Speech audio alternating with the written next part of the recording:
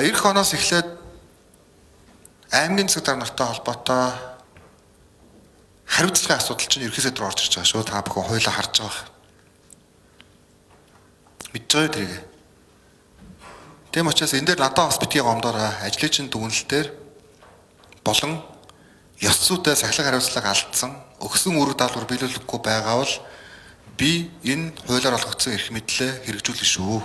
Энийг одоо урьдчилаад хэлчихье. За ажил хийх бүх санаачлагыг дэмжинэ, хамгаална. За авилгал янз бүрийн одоо албан тушаалын хэрэгт орооцолт боо. Тэрийг одоо та бүхэн маань маш сайн бодоорой.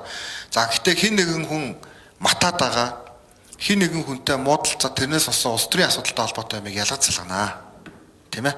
А яг үнэхээр одоо жишээлбэл авилгал албан тушаалтай холбоотой тийм асуудал байвал надад битгий гомдоорой. Хэмбэгч хэлсэн энийг би хамгаалж чадахгүй гэдгийг асуудаа дараалан хэлж байгаа. За тэгээд аль болохоор ойрхон ажиллахыг хичээнэ ерхий сайдын хувьд. Яг тэгэхээр бид нар бол энэ Монгол улсын цаг хугацаа албан тушаал гэдэг мөнх биш ээ. Ерхий сайдын ч албан тушаал мөнх биш, аймгийн засаг дарга нарын албан тушаал ч мөнх биш. Байх үедээ байгаа өөрсдийнхөө өвийг үлдээхэд миний хувьд чадах бүх зүйлээрээ тусланаа. Дэмжиж, хамгаалж, тийм ээ? Чадлаараа одоо жишээлбэл яам тамгын газар болон бусад байгууллагуудын уялдааг хангах тал дээр илүү тийм наривчсан төлөвлөгөөтэй одоо ажиллах тал дээр орон нутгийнхаа удирдлагуудыг дэмжинэ. За тэгээд жил тутам эсвэл хагас жил тутам ийм уулзалтууд хийгднэ. За энэ дээрээ хэдүүлээ бэлэг тэмдгийн зүйл биш, яг юм бодиттой ажил хэргийн саналуудаа илүү их ярьдаг, шин соёл руу хамтдаа